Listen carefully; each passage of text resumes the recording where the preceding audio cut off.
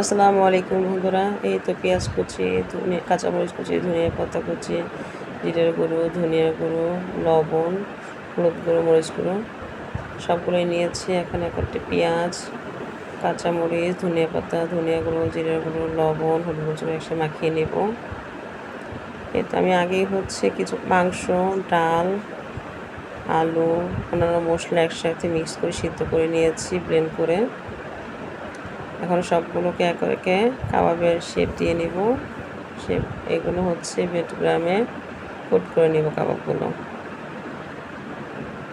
এই তো হয়ে গিয়েছে একটি, আরেকটি দেখিয়ে দিচ্ছি।